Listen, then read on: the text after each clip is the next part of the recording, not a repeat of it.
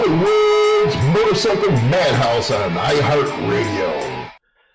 And how y'all doing? Welcome to the show. We got Brian, GM of Fox Valley Harley Davidson, and a dealership everyone should know.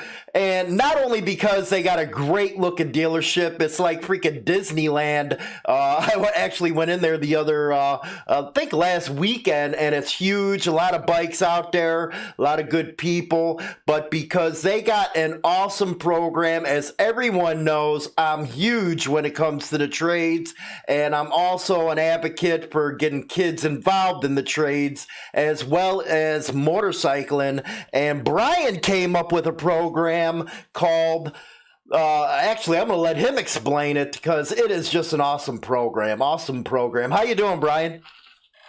Fantastic. Thank you for that intro, Hollywood. I appreciate it, man. No problem. No problem. You have an awesome program, one that I haven't seen for a very long time coming out of a dealership. And, you know, I believe it's called Battle of the Kings. Yes, it's called Battle of the Kings. It's actually a Harley Davidson Motor Company project, and they put a caveat in there that I just absolutely love. So in the past, it's been, you know, let's build cool bikes and let's show them off type of thing. But this year, they're awarding you extra points for using a vocational school. And I thought, oh my gosh, now you're talking my language, because now we can get the young kids involved in building a custom bike and take it around the country and then possibly the world and show it off. Mm-hmm. You know, I'm down for that. Right, right. Now, you're working with the Hampshire high school kids, am I correct? Yeah, the Hampshire High Industrial Tech Program. And let me tell you something. I guarantee you, we did not have this kind of program that they have when we were in school. No way. Oh, hell no, we didn't. Man, it's just unbelievable. I walked in there, they got like 16 welding stations, and it's just, I'm like, oh my gosh, these kids there, they're definitely getting a push in the right direction from the school. I appreciate that for sure. Right, right. Now, with you getting involved in the program, I think that you think down the same lines that I do. High schools, they're always out there pushing college. They never push the trades. Half of the trade classes have been taken out of schools.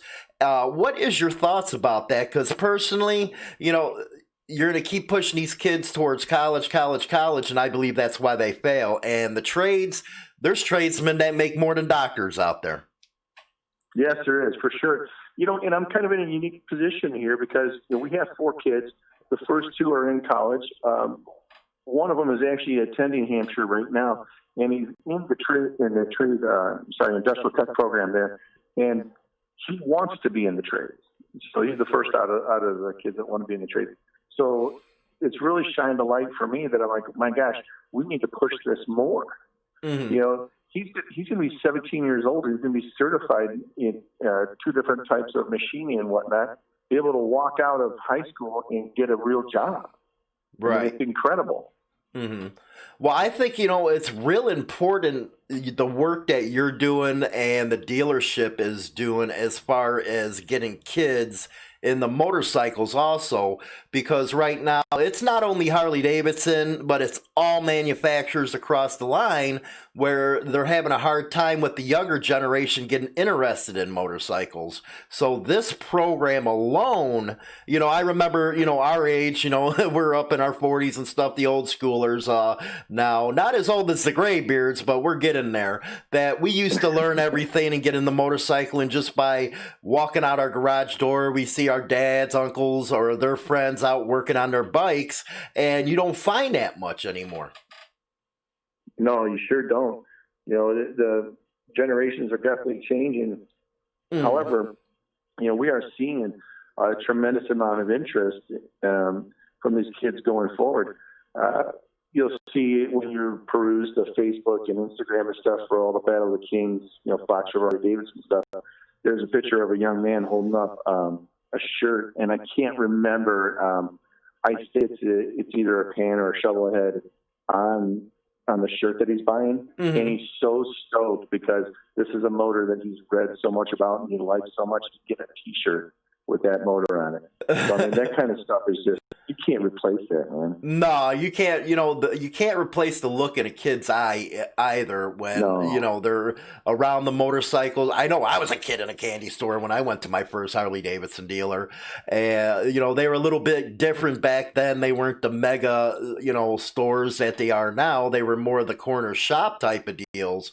But I actually like that Harley's going towards the venue where they're trying to get more women involved, more minorities involved, and a lot different crowd than it used to be, because they need to do that to start competing against the other manufacturers. Absolutely. And that's one of the things, especially here at Fox River Harley Davidson, that we push so much. I mean, we're touching on this industrial tech vocational school part of it, but you talked about the female riders. We're sponsoring and hosting female, check that, Ride Like a Girl weekend coming up this year in May. Mm-hmm. So, we're turning it out for the lady riders for a multi-day event just to support them. What's the date on that event?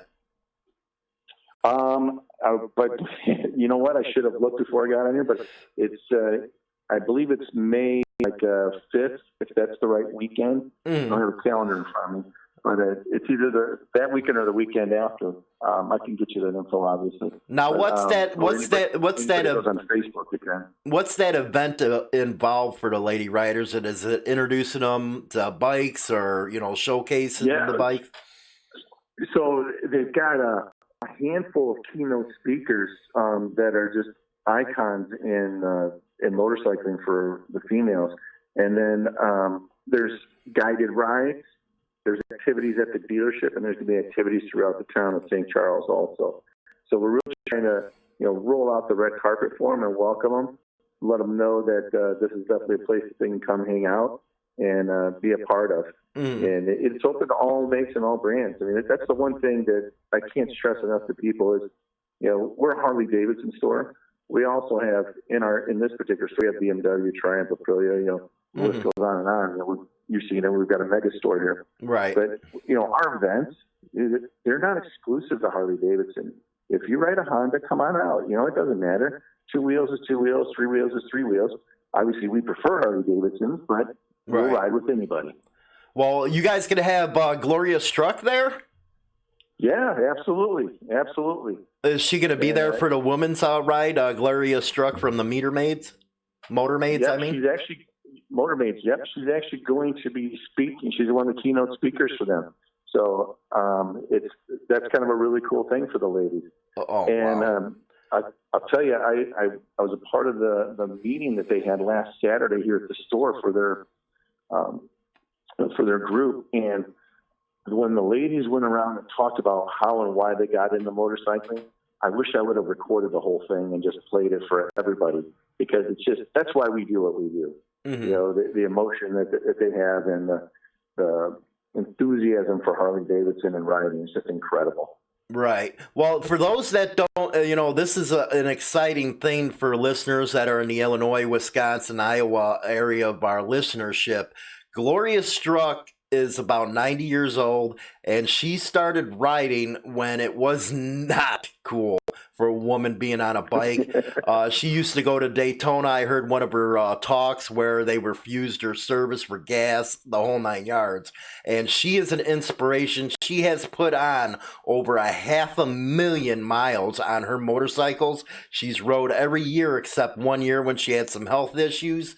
And if you get a chance to go out to this event over at the Fox Valley Harley Davidson where Gloria is going to be, everybody needs to get out there to see her.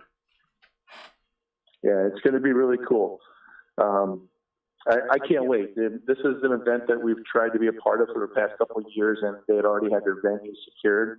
So at the end of it last year, we got with the Midwest Women's Riders Group, and I just told them, so listen, we've got a beautiful facility here. We've got a great place to launch rides from, a great place to land rides at, and we want to be a part of this. So they helped us out with that, and we can't be more appreciative of that. Right. Well, you're right on the money when we talk about your facility. How many square footage is that? It's like a Disneyland in there.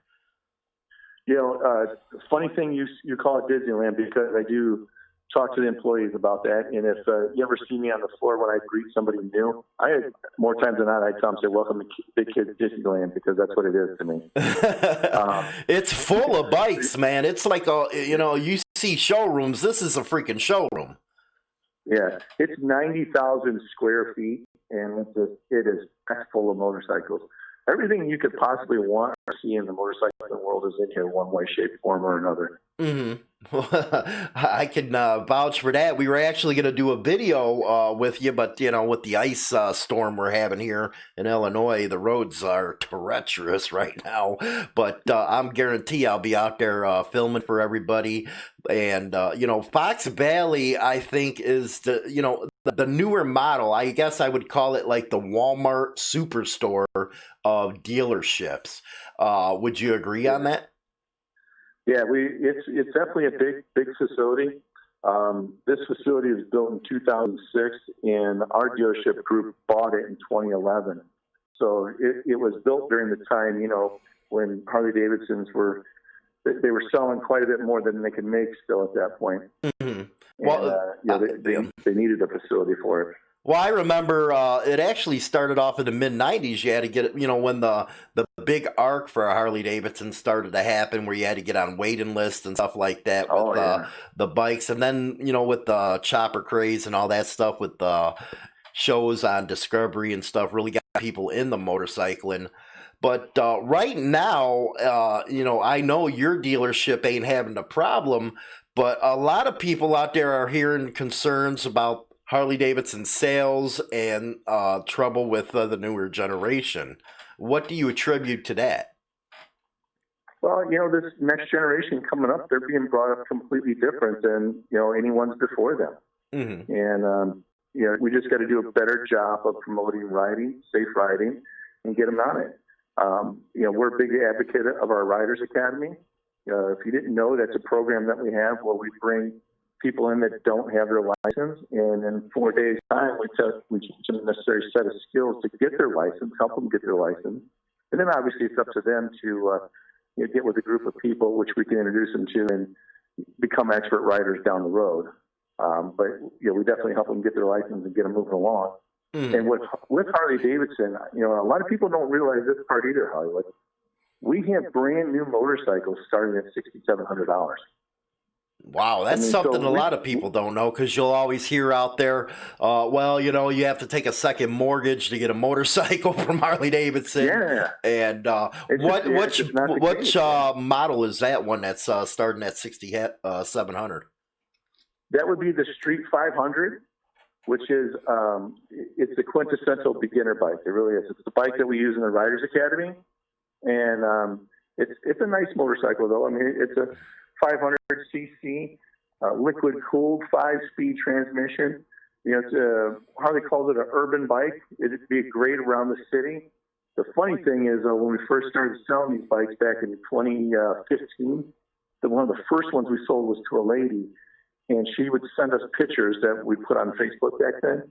Mm-hmm. She put 33,000 miles on that bike in 1 year. She drove it to the coast right after she bought it. Oh, that's awesome. And I know it's incredible to hear this kind of stuff. Right. And that's just the stuff that we need to keep doing. We need to keep promoting new riders. We need to do these programs like Battle of the Kings. We need to do better things with Riders Academy. I'm actually general manager of both Fox River and Barbed Wire, and I was just at NIU yesterday putting together a program out there so that we could have Riders Academy out there. And that's going great. So I'm really looking forward to that kind of stuff, because we do need to teach this next generation how cool it is to ride a motorcycle. Right, exactly.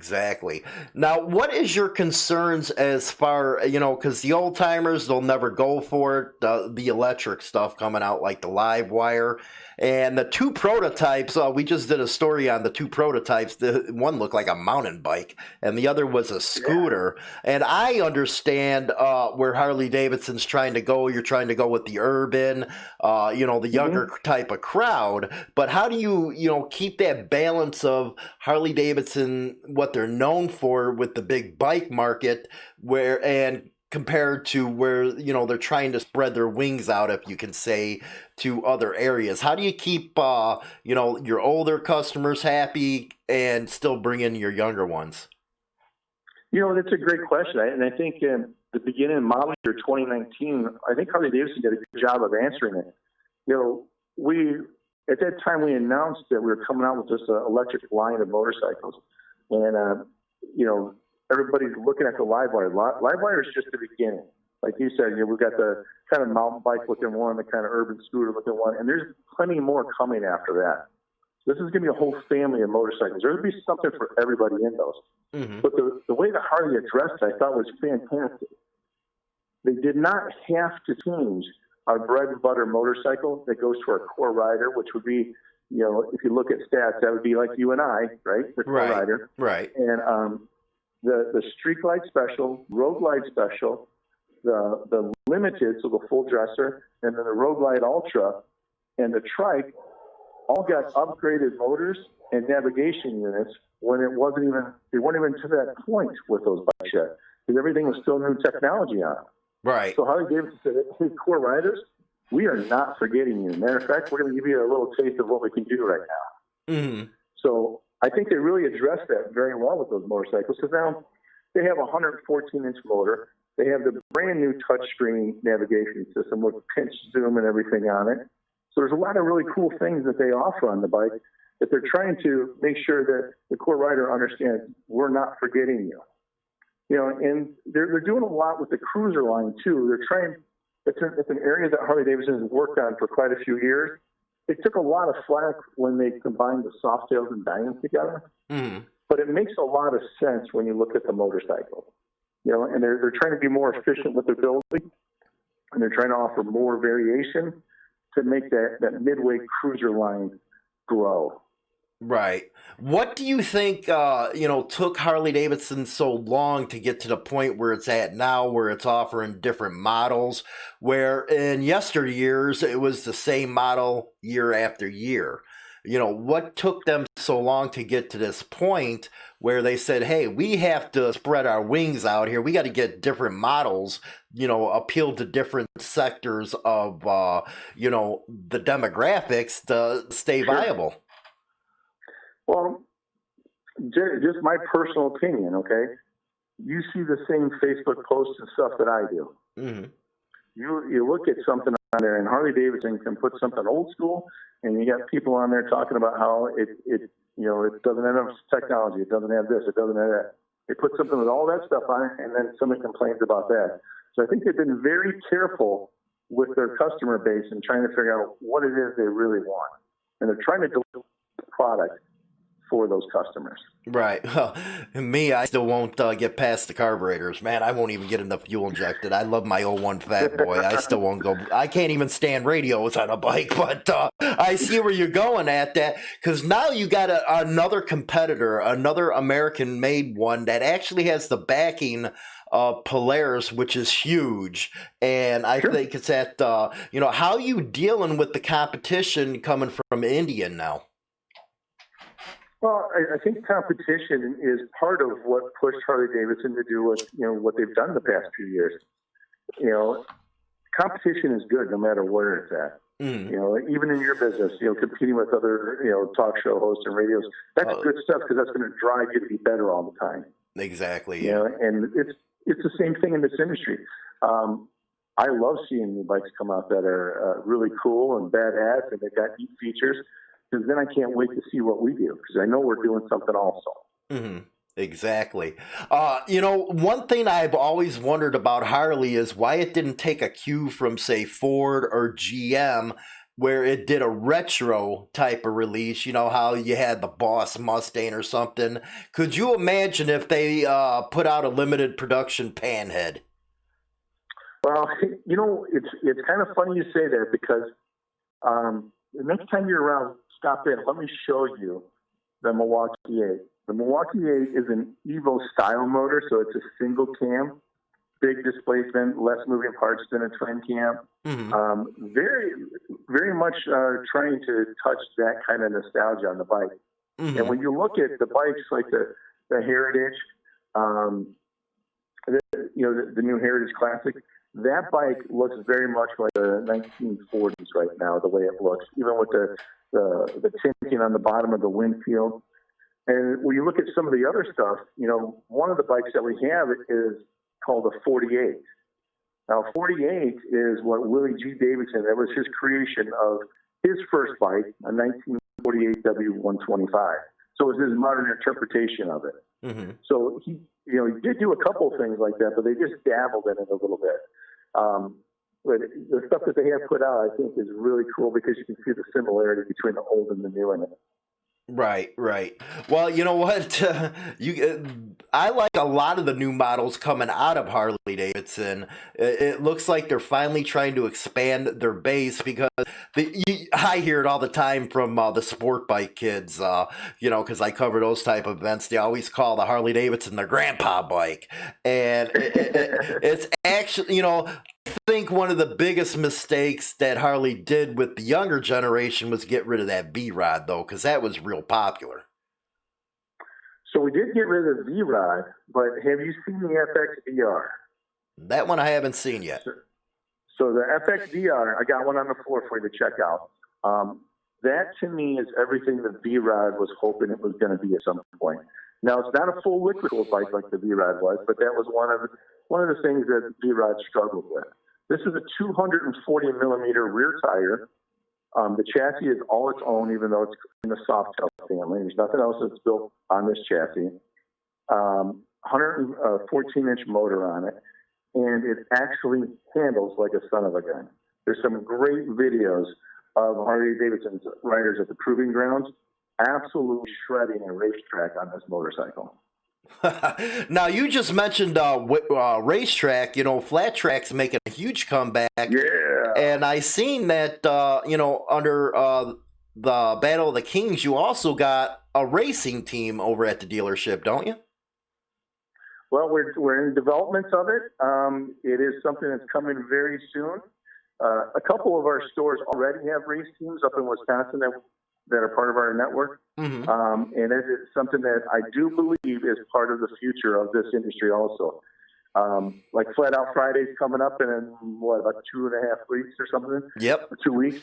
I'll be there. It's going to be a great event. We'll have a group up there with us. I'll be covering it. Yeah, well, all right, great. I'll find you and buy you a beer, man. Rock on, man. Yeah, we cover all the media events over there for the American Flat Trackers. That's a great event. We love it.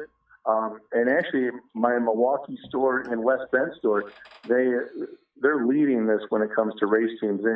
They were at Winter X Game with all their teams. They had hill climbs, everything going on. So the good old days are coming back. Yeah, the good old days are finally coming back. I remember the hill climb. My favorite were the hill climbs. You go out there, party for weekend. You had the hill climbs going on. But I love it that flat track is finally making its way back. Problem is, Harley's kind of trailing Indian in those stats, man. What's going on with your riders? That's a temporary solution, my friend. Temporary. But what I like about the flat track is your Harley, but Indian, they came out with their street model of the flat tracker, and that is really drawing kids in. Is that in development with Harley? Yeah, actually, if you go on to Harley Davidson's website and you look at the All Roads Lead the Harley Davidson promos, you'll see on there 2 models. Well, there's 3 models coming up, but one of them is the Pan America is a adventure bike, and that's really not younger generation. That's really kind of more the older guys that are getting back into it. But they have what they call a street fighter, and then they have a board tracker. Okay, so Harley Davidson's already in development of a race team for the street fighter, and it's kind of a naked style sport bike looking thing. And from everything that we've read and been told from Harley Davidson Motor Company about it, this thing is coming correct when it comes. It's going to be something that's really going to revolutionize who we sell to. And the board tracker is exactly what you're talking about. Mm-hmm. It's a 1,250cc board tracker motorcycle. So I can't wait to see that thing. you know, flat trackers, style bikes are the best. Actually, it's kind of funny because I was a big sporty fan, because I was in Chicago. I can weave in and out of traffic, but these Mm-hmm. new styles that you guys are coming out with is just wicked. A couple more subjects I wanted to cover is your hog chapter. How vibrant Yeah. is your hog chapter? What type of events people, if you're in the St. Charles area, Mm-hmm. you got to love the Fox Valley dealership, but tell them about the hog chapter if they're not involved out that way. Sure. Yeah. The hog chapter at our Fox River store here is well over 300 strong members, and that's a nice sized group. I store out to the west of us, barbed wire. There are about 200 members there. Very active in the stores. Do a lot of community work. Do a lot of riding. When somebody buys a new motorcycle, first of all, we pay for their first year of their hog membership, the national membership, Mm-hmm. and we pay for their first year of their Fox River hog membership also, because we want them to get involved with the group. And I tell people when we're giving this to them, this hog chapter does everything from a 20-minute get ice cream on a Friday night ride to a 10-day in the Smoky Mountains ride and everything in between. So no matter what style of ride you want to do, they've got rides that'll cater to that. Mm-hmm. It's an excellent organization to ride with for sure. Now, do they have monthly meetings that newbies can go to if they wanted to join up with your chapter? For sure they do. Yeah, the second Tuesday of the month is the Fox River one. It's at the VFW in Batavia, and anybody's welcome to come join. And they actually have some great programs for new people. Mm-hmm. They do a new to group riding program. So let's say that you've never done group riding and you want to be part of the group. We'll actually take you out in a smaller group, and they will teach you how to ride with a group of people. Oh, wow. It's just really cool stuff like that to enhance your experience. Mm. The more you get out and ride, the more you're going to love this sport. The better your experience of owning is going to be. Right, exactly. Now, do you have any? It was just came out through the Milwaukee Sentinel about Harley's. You said you owned a few dealerships. You're a part of a dealer network. Now, Harley always used to have a rule where the owners had to be on spot. You couldn't overwhelm them and stuff like that. But now they're allowing private equity firms to own dealerships. How is that going to affect the service that customers get? I think it's actually changed the service, the customer service level, especially here in the Chicagoland area, because we own a good number of them. We hold our dealerships all to a very high level of customer service. And the really nice thing is, let's say that something does happen, you have a mishap, and you have a flat tire or the bike breaks down on you. It doesn't matter where you are around this area. We have a truck and trailer that's very close to picking you up and bringing you to the nearest dealership or bringing you back to your home dealership, whatever that may be. Mm-hmm. So the level of customer service went through the roof when we started buying some stores. Right. Okay. Just two more things. We're huge military supporters here on Motorcycle Madhouse. You guys actually have a military personnel finance program. Can you talk about that? Yeah, so what the military, what Harley Davidson did is they came out with a program for military personnel only. And it could be active or non-active members. It just depends on what's going on. And typically what they're going to do is they're going to lend you at a little more favorable terms, if I could say it that way, and make it a little bit easier for you to buy the bike. And then obviously, here at our parent company, Windy City, our CEO is former military. We have a great number of retired military in our organization here, so it's something we definitely support. And we offer free storage to military personnel. So if somebody is, getting shipped out and he needs a place to store his bike, all he's got to do is let us know, and we'll put the bike upstairs in our 20,000 square foot warehouse that's heated, air conditioned, climate controlled, and he can sit there on a tender until he comes back home and he's ready for it. Rock on. Now that is awesome. That's what I'm talking about right there. And Finally, the Battle of the Kings. When are we going to have a debut? And you actually have a team that's involved. You got a chief, crew chief, so on. Yes. Yeah, so I'm glad you circled back to this because I wanted to make sure and extend this invitation to you while we're talking today. I'd like for you and your team to come out and film in our unveiling of the motorcycle. Oh, you got us. You got us for those kids, yeah. Okay. Yeah, so the official end date is March 15th. So that's when we have to have all of our photos and pictures in. You and I have talked offline about when we can actually get this thing done. Okay. For the presentation. You talked about liking Sportsters. The model that we built is a 2019 Roadster, which is a sport-inspired Sportster, inverted front end and everything. And I got to tell you, this paint job and the stuff that we did to customize this motorcycle, I guarantee you nobody's coming like we are at this competition. You're going to take that king home, man. Well, here's the thing. So everybody has goals, right? Mm-hmm. So it's great that we got these kids involved. I love that part of it. We're creating memories for them. We're creating a path for them. I love all that. But, we have a chance to win some Snap-on tools for this school. Oh, that is awesome right there. I want to go at it. And a little thing that the school doesn't know yet. So I'm donating a motorcycle lift and a toolbox to them when we deliver the bike back to them for final assembly. Oh, so rock on. They'll keep it in their shop there for future builds and stuff that they do.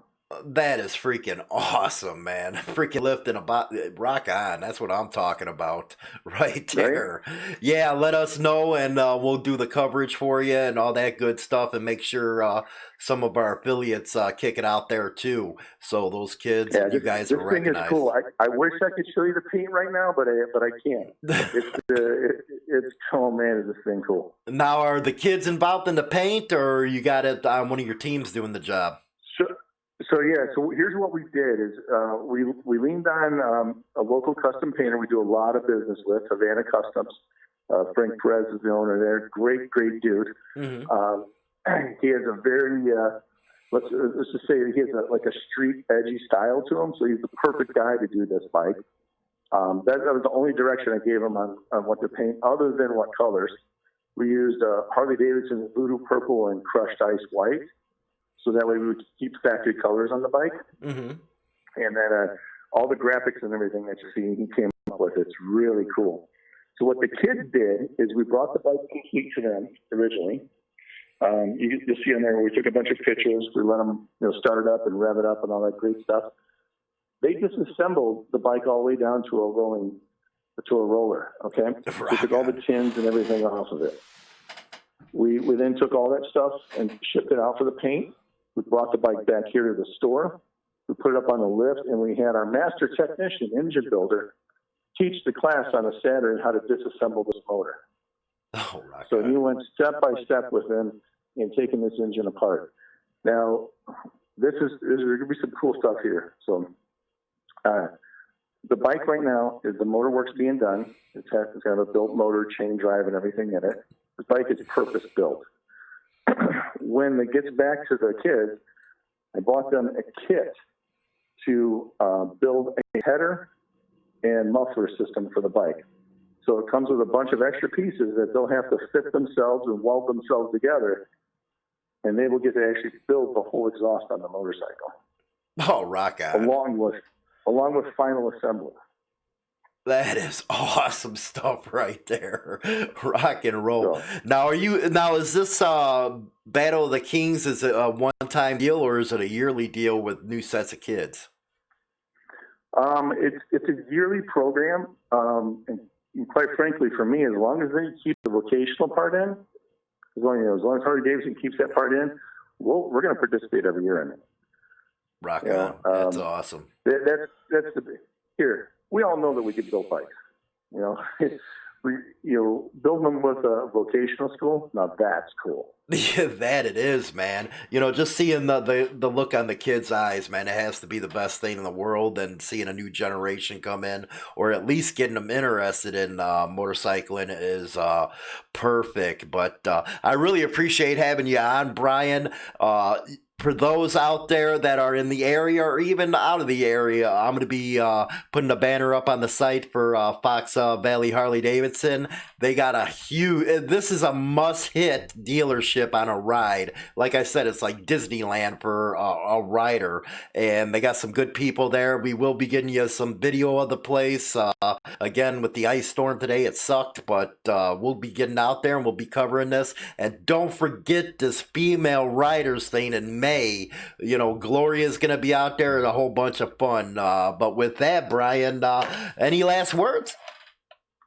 That's about it for me today. I appreciate the time, and we'll see you down the road, my man. Sounds good, man. I'll talk to you later, and have a good day. All right. Rock on. And how you guys doing out there? What an interview with Brian from Fox Valley Harley Davidson. I went out there last week. This place is truly a Disney land for anybody who's a biker. Their showroom is filled with bikes. They also got a Triumph part there. It's real clean, and it's something to see. How you guys doing out there in the chat room right now? I seen a couple of you thinking I was ignoring you. It wasn't. It was a pre-recorded interview from this afternoon. We're having a hell of an ice storm right now, and I wanted to make sure that we had the interview go out to everybody. Welcome everyone to the show, and welcome everyone from Insane Throttle's group over on Facebook. All the girls and Fat Daddy helping us out, and our numbers live on the radio podcast are out of this world right now. I'm looking at them right now. We're looking at about 75K around the world. Thanks for coming aboard on the radio. I know you guys like listening to that. That's kind of why I did the pre-recorded besides the rain and stuff like that, so the radio could hear it. But learned a lot of information from Brian over at Fox Valley about what they're trying to do with the kids, trying to bring them in. I'm a huge supporter of the trades. And like I said during the interview, I cannot stand that colleges push these kids, or not colleges, these high schools push these kids to go to college when we got the trades. Now, the trades are a forgotten art, and as everybody knows, if you're in a good union, a good trade, you can make more than doctors, lawyers, all that kind of stuff. It's awesome to seeing that this Harley dealership actually get involved with the trades. I'm going to show a quick 2-minute video on the Battle of the Kings. For those that are on radio, you won't be able to see it, but you'll be able to hear it.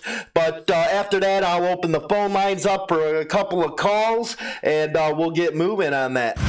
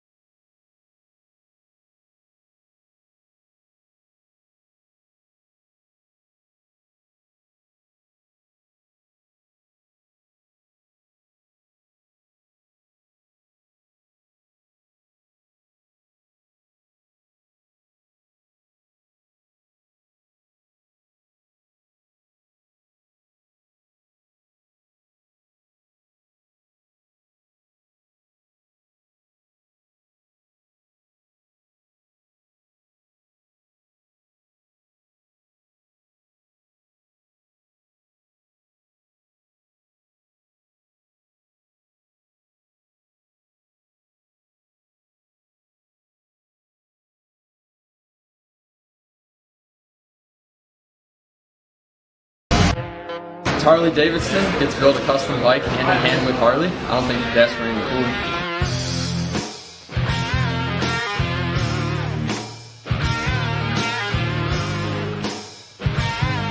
Because it's Harley Davidson, it's a great learning experience. For me, it was about introducing what we like to call two-wheeled freedom to the next generation of riders. And we talk about Harley Davidson, all roads lead to Harley Davidson. It starts with stuff like this.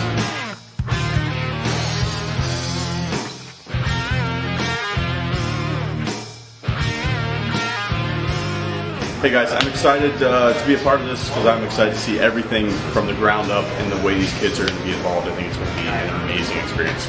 Colonel out. All right, I wanted to do this because I've never done anything like this before, and I like challenges. Being able to build a fast bike, I mean, who has the opportunity to build a bike from scratch? I guess coming from me, it would have to be the memories of being able to work on a Harley Davidson in this time in my life. Great memories from Hampshire High School. Thank you, Harley Davidson.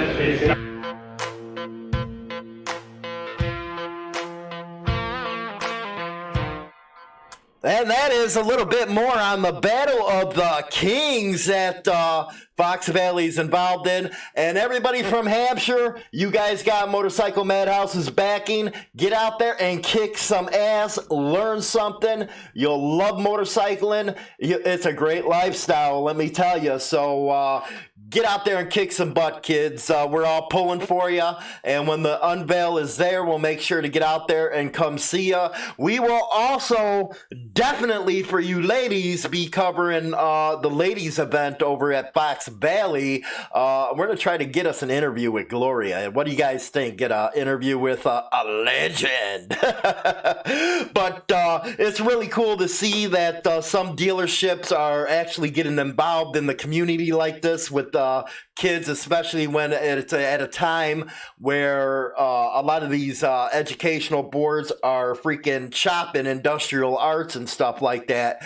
And it's really not doing anything good for the kids when you cut the trades out and you push them to try to go to college. Because let's face it, with me, well, when I went to school, I had no interest in college, couldn't stand college, didn't see why. I learned more on the streets than I ever did in any classroom.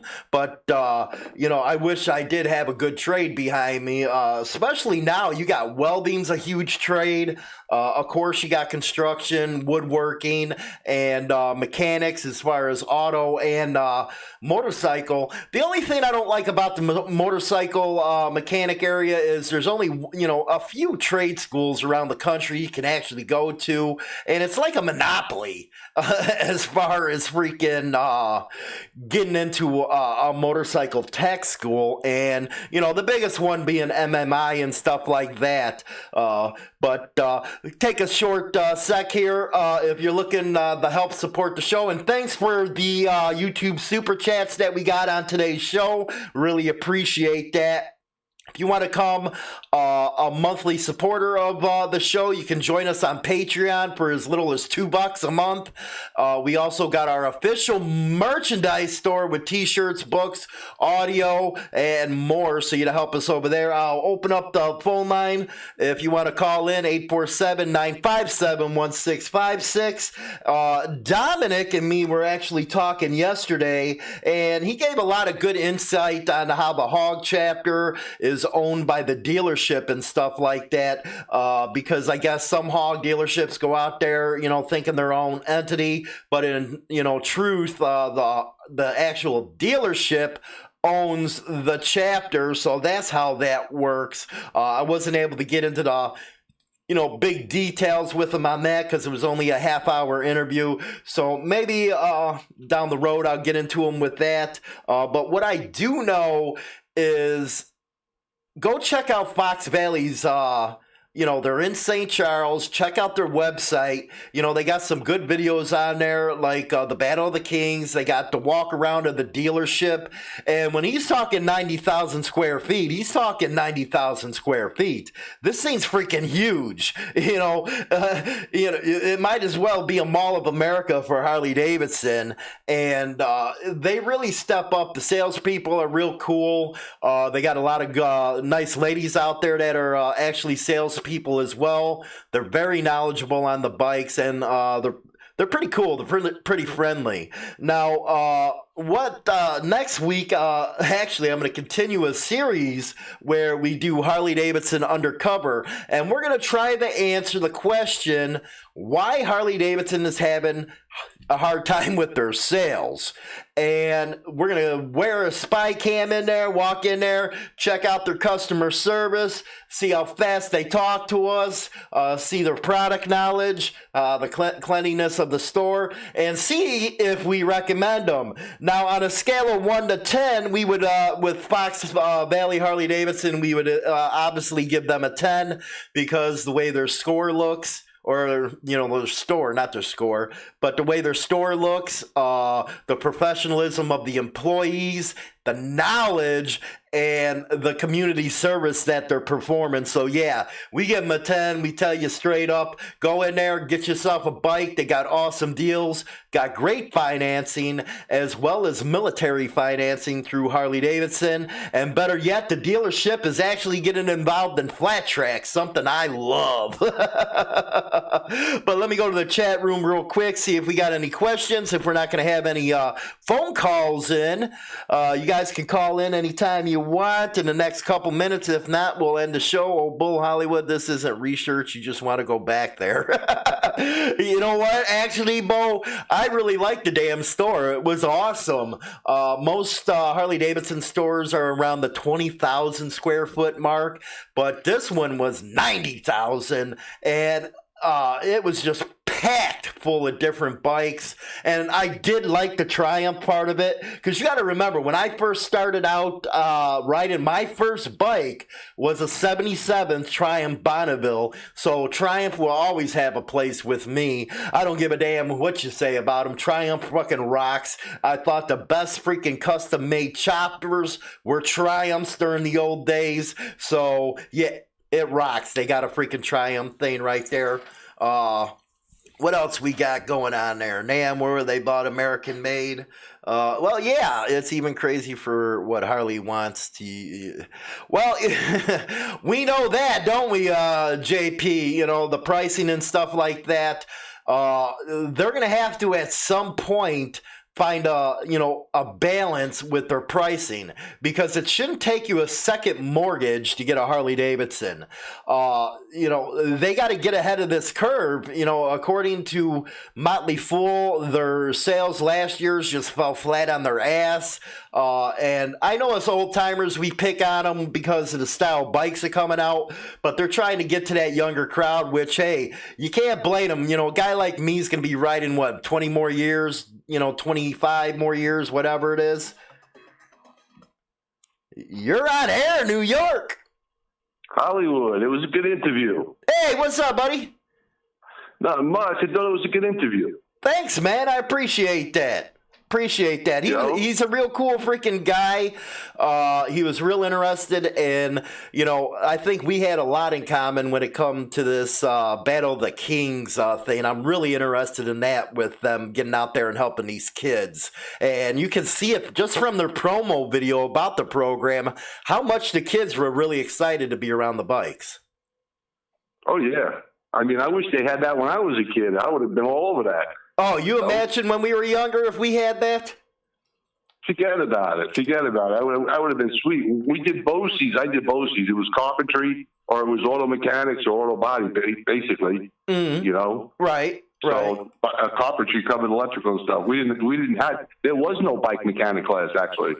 It exists. Right. Well, you know what? The only other thing that I really don't like right now, because it's like a monopoly, like I said earlier, is there ain't no motorcycle mechanic schools for these kids. You got the MMI and a couple other little ones, but you really don't got anything to get them into it.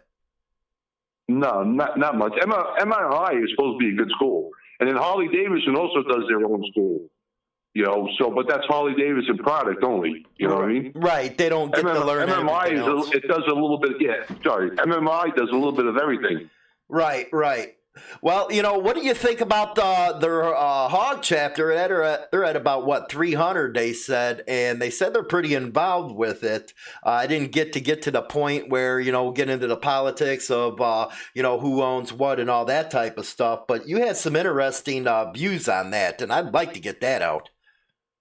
Well, those are big numbers on the hog chapters out west. Out west, the hog chapters are definitely bigger. There's no doubt about it than we have on the East Coast. Mm-hmm. The East Coast, I think over here in Connecticut, one of our biggest hog chapters is only about 180 people. and I think one of our smalls is probably about 60. So it varies, you know. So, but the hog chapters, like I told you guys a long time ago, in my opinion, they're a big problem for Harley Davidson because the people that ride for those hog chapters, they're not 1%ers. They don't know anything about the 1%er lifestyle. They're what you call the rub generation, or a little beyond that. I'm not trying to put them down, but they don't understand the old biker lifestyle. So that's why the industry is changing so much. You know, when I speak about the biker lifestyle going to liberalism, that's what I point to. Right. When I say, you know, because, you know, it's everybody's got to have a trophy and all that type of stuff. And that's sunk in, and that comes from the hog chapters. Right. You know? Now the hog chapters don't like to hear that, but that's the truth. Now, you mentioned there was some kind of spat going back and forth between the hog chapters and the dealership, who runs what and all that kind of stuff. Well, sometimes there is, yes. We've had incidents definitely here in St. in Connecticut. Sometimes the hog chapters sometimes get out of control, and they feel that they are an MC. You know, I'm talking not 1%, but out there as far as, you know, where they have some type of say, where they don't. You know, they're only a 2-patch piece. I've been particularly in hog chapters, and I'm a lifetime hog member. So I've been in hog chapters where that one time they wanted to put a 3rd-piece rocker on, and I stood up and said, "You can't do that." And they don't understand that. They don't understand that part of the street. Right. You know, they don't see what's wrong in that. You know, they don't realize there's protocol behind it. So when you speak up in a hog chapter or something, you try to mention that and point that out. You know, in a hog chapter, you have people from all walks of life. You have law enforcement, you have doctors, you have plumbers, you have lawyers, you know what I'm saying? So you become politically incorrect. You see what I mean? They don't realize, they don't look at the street end of it. Right. Now, how does you know, you got a lot of experience. You're like a swear word to Harley, but you got a lot of experience with the hog stuff and like that. How do they freaking, you know, deal with these kind of problems, or do they just keep a hands-off approach? Each dealership is different because, like I told you, the hog chapter is actually owned by the dealership. Okay, so I've had incidents where a friend of mine owns a dealership, and the hog chapter tried to tell him what he could do and not. And he actually had to go in there and get rid of the whole regime, get rid of everybody. You know, then we had another hog chapter out here where one guy was working on bikes on the side, just helping club members out, do a tire, stuff like that, you know, to keep the price down. And the dealership told him if he touched one more bike, they were going to throw him out. And when they threw him out because he fixed somebody's rear tire, half the chapter went with him and became independent. Harley Davidson stepped up and said they can't do that. The club is actually owned by the dealership. Right. So the dealership has all say. Now, how did that? Final say anyway. Well, how did that end up? What they were just trying to call themselves? I think you mentioned what, real hogs or something. Yeah, they're independent. They had independent above it. Oh, okay. And I don't see them around too much anymore. There was a few of them that were around. I don't really see them too much on the road anymore. Okay. You know, and then he just got rid of the dealership, shut the hog chapter down. Right. You see what I mean? So that's all through the dealership. And then with the dealership, with the hog chapters, is they do demo weeks. And on the demo weeks, the dealership pays for that demo truck to come to that hog chapter, to that dealership. So when that truck comes, they need people to work those trucks. People got to sign people in for the rides, you know, licenses and stuff like that. And they have the hog. That's where the hog members come in. The hog members work that stuff. Right. Now they take the people on a tour, like usually 9-10 mile ride, you know, for them to test out the bike. It'll be a little highway, a little bit side street, you know, like that. So that's where the hog chapters come into play, when the dealerships have events. So, you know, it's labor for the dealership, basically. Right. Now, you got a bunch of big rides coming up this year, man. You got some good ones you said you were going to do when we talked. On March 15th, I'll be speaking in Jacksonville for the Eye and Butt Association, which will be the Jacksonville dinner, which is their second dinner of the year. Well, this will be the first one for 2019. Actually, they do two dinners a year. One dinner in Texas, and then one dinner in Jacksonville. The Texas one is in the fall, and it's all the top riders in the world. Long distance riders. We got phenomenal people in there. But that's everything. That's BMW. That's Honda. That's everybody. Kawasaki. Gold. It's everybody. Right. So I'll be speaking there on March 15th, and I guess I'm getting some type of awards. And then in April, I'll start riding. I'll start doing a series of rides from coast to coast. Right. In 2016, I competed in the I'm Not Superman rally, which ran from Coney Island Beach, New York, to the Golden Gate Bridge.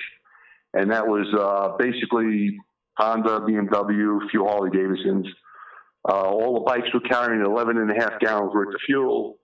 I was only running 5.5, and we did that 39 to 41 hours. They only had to make 9 fuel stops. I had to make 21. I only had 5.5 gallons worth of fuel. Yeah, first person to do that. Then in 2017, we did 32 1,500-mile trips from Brothers Harley Davidson to Hoosiers Harley Davidson in Indiana. And that was in my promotion of where I felt that all the records in the United States for motorcycles should be held by at least an American or some type of American bike. So that was 32 trips in less than 6 months. Nobody in the world's ever done that. Rock on. And last year we did 11 3,000-mile trips in less than 48 hours. That was from East Haven, Connecticut, all the way down to exit 257, Nebraska, which is basically Colorado, Elm Creek, all the way back, and we were running that in about 46 hours. Holy that's shit. 3,000 something miles. Yeah, that's 2 days of adrenaline punching, running, no sleep, balls to the wall, just good running. Right. It's not easy. People think it's easy. I've had days that were 25 degrees Fahrenheit. Last year I had one day that was, Michael Meebone didn't even think I was going to make it. It was 800 miles of torrential downpour from Iowa all the way into Nebraska, back out of Nebraska, all the way through Iowa, all the way through Illinois, into Indiana, and I finally rode out of the rain. That was about 800 miles of range, torrential downpours. So you don't talk about it, you do it, man, because you see a lot of these freaking idiots on, the social media, YouTube and stuff, talking about how I ride. No, you freaking ride, man. Yeah, no, I'm not on YouTube. I'm not on Facebook. I stay off all that. I don't believe in being an internet cowboy. There's too many people that go out there and they got to make a movie out of everything, you know what I'm saying? Right. And I don't believe it. I don't go online. I don't look for handouts. Everything I do is out of my own pocket. I get no bunch of shit. That's why I can speak the way I speak. But I do work out of a shop called Red Cycles in Connecticut. Okay. And, Eddie's been phenomenal. He comes from the metric background, dirt bikes, metric world, and then he moved over into Harley Davidson, so he's probably one of the most grounded mechanics I've ever dealt with. So he knows both worlds. And then Paulie Tickner in the front, Paulie's the engine builder. Just absolutely phenomenal. He used to race the Harley Davidson drag track. He still runs his own drag bike, usually up by Albany, New York. So I got a good group of people, and I got a great kid knocker, another guy by the name of Paulie Tickner. So they're all up in Bristol area. Just good guys. So fortunate that way, Right. I couldn't do it. I couldn't do it without the 4 guys. There's no way I could. I got a good little support crew to throw in there. Oh yeah, you always got to have a team. Always. Yeah, it's all mom and pop. I do buy stuff from Harley Davidson. I deal a lot with Yankee out there, just under new ownership. The boys over there. What's up, Sinister? Good guys. What's that? Oh, I had to say hi. What's up, Sinister? Go ahead. Oh, okay. No, it's all good. People don't realize it. Hollywood, there's a lot behind it. It's not just being behind the bike. There's a lot behind it. Oh, yeah. Oh, yeah. I can freaking imagine, man, with them type of miles. You need your own pit crew. Well, I used to also do the Hoka Motorcycle Challenge. I used to be very, very involved in that. Now, if you're into really riding, now you want to talk about it. That's usually about a good week of being on the road, sleeping outside at night next to your bike, no GPS, no help, no outside help, no nothing. Right. We give you the directions, you follow directions. First year in 2010, it went from Key West, Florida to Homer, Alaska. When it took all, it was $500,000. Second year, it went from Phoenix, Arizona, the whole lower 48 states, finished up in Nova Scotia. When it took $250,000, if you were a hog member, it was your choice of any motorcycle or $50,000. So basically, it was $300,000. In year number 3, we did Las Vegas, the lower 48, finished up in Wanda, New York, at Seneca Indian Nation up there. Right. And that was a window we did. And whoever was in that window, we split the prize money. Then after that, we got rid of the prize money. And it's pretty much been for the glory of it now. You know, they're still going pretty strong. You know, they got a few things they got to work out and change, but other than that, they're still moving. But the rules on that were no outside help.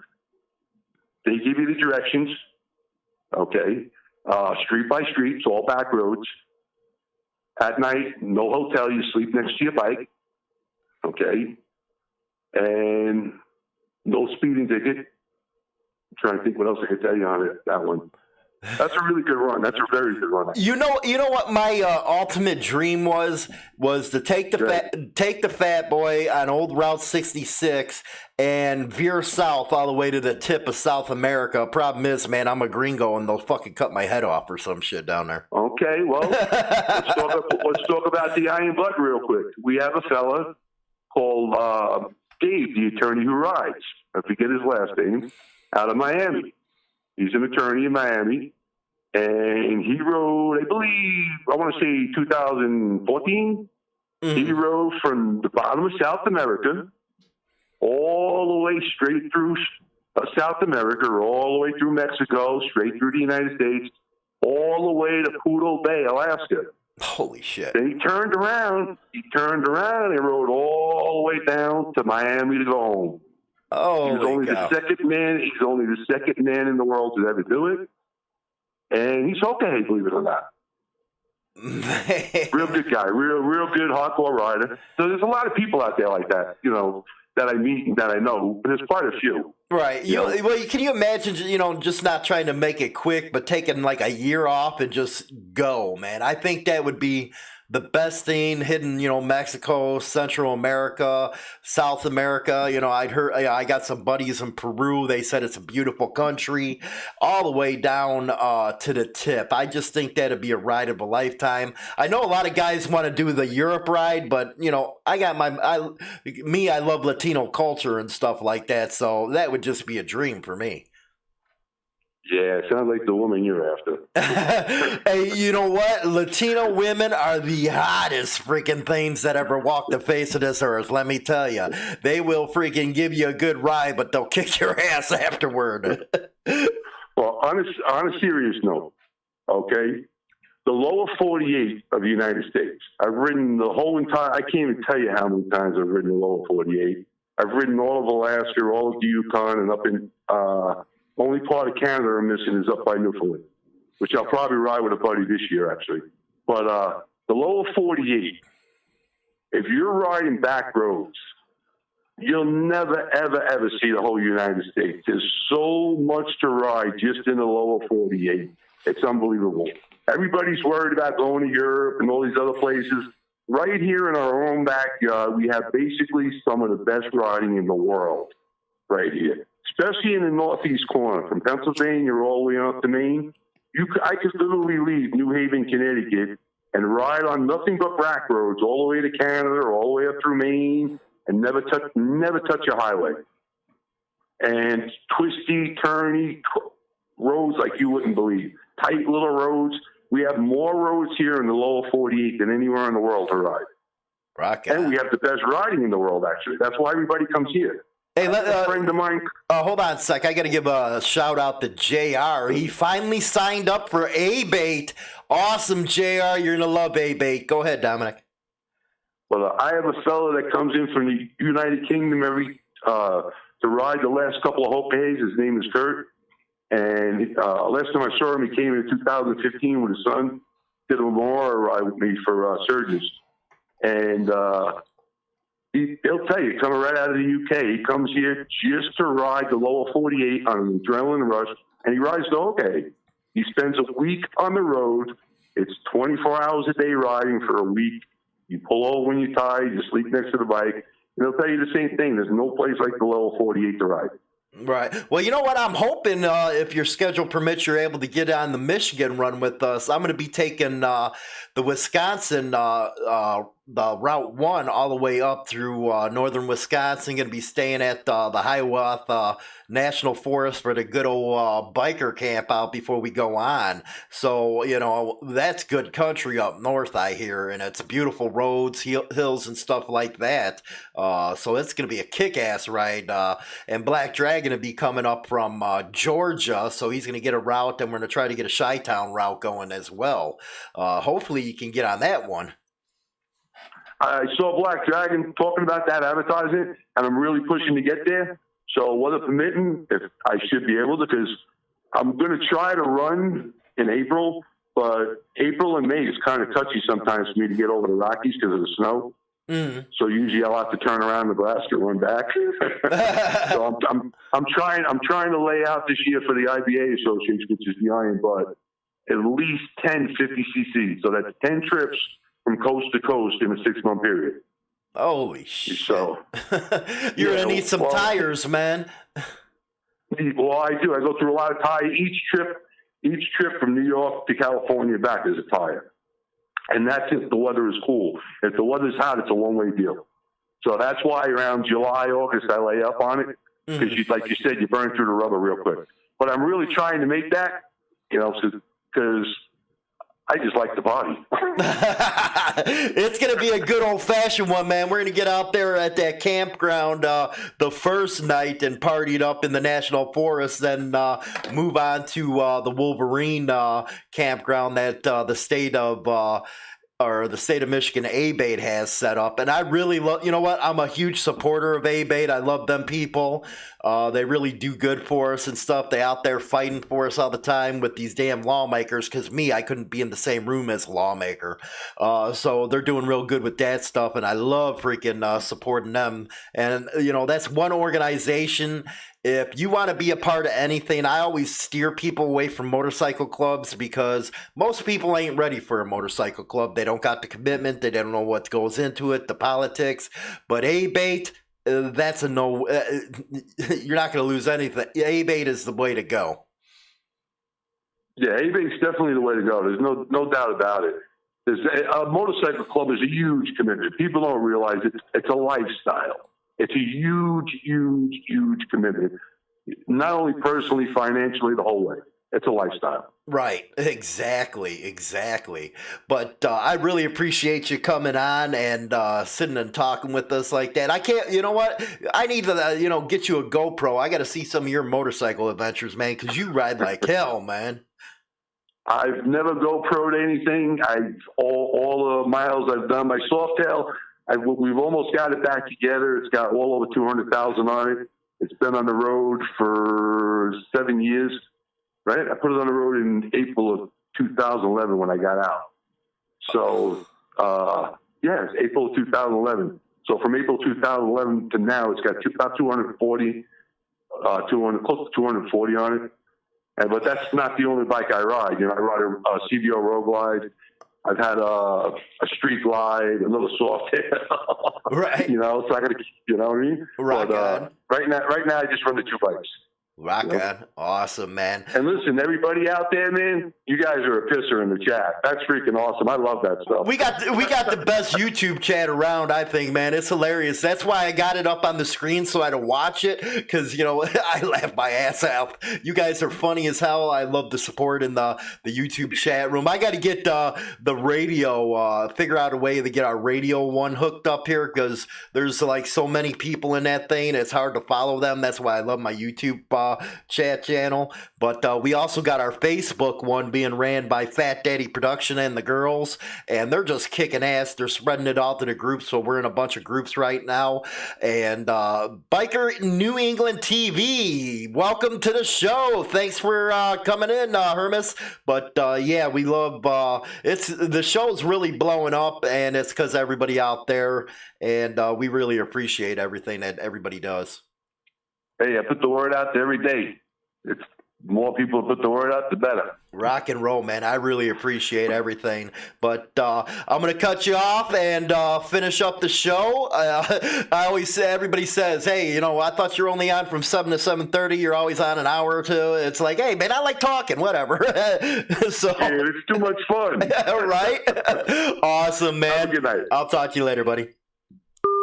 Man, I love Dom, man. You know what? It's awesome talking to him off air too. It's just so interesting hearing about the type of runs he goes on. And, this dude rides. So, but, yes, June 7th, 8th, and 9th, the registration form will be online under our events page. You can get through our events page either on HarleyLiberty.com or on our Facebook page. I'll start putting some links in the description box on the other media. You got to remember we're on 30 different platforms, so it's hard to get everything, coordinated, if you will. Let me tell you, one of the restream programs that we use only does a few of the title changes. Other than that, we got to go in there. Also, if you're trying to email, we got tons upon tons of emails we get every day, so I try to get back to everybody, but it's hard. But let's see here. I can't send you A-Bait is the best, Justin. That's one of the biggest organizations that I really support is A-Bait. Besides, you guys know how to party, man. You guys really do a lot of good work for the biker community, so we appreciate all that. But anyway, the ride, I'll be probably leading the Wisconsin route. I'm going to get a Chicago route together. I'm going to sit and talk to Sinister, see how he wants to do things. So we're going to have a ball up there, and hopefully we'll have so many damn people. We'll run out of, campgrounds. We'll be sitting on the side of the road outside the campground, but hopefully it's going to be a hell of a party and all that good stuff. Check out HarleyLiberty.com. We got a lot of daily biker news stories going on over there, and we got some editorials that I've been doing. Tomorrow I'll also have an editorial coming out. We did one yesterday on what's happening with this freaking shit with Florida firing people just because you're members of clubs and all that stuff. So take a look at HarleyLiberty.com and get your dose of daily biker news. But with that, I really appreciate everybody coming on. Thanks for all the help, Fat Daddy Productions and all the girls with the Facebook stuff. Without you, I wouldn't be hitting Facebook like I am because it's just too much. But appreciate it. Talk to you guys later. Thanks for watching Motorcycle Madhouse Live. We're on Monday through Friday from 7 to 7:30. Check out some of these videos of our archives. Get to know us. Don't forget to hit the subscribe button. We appreciate all your support.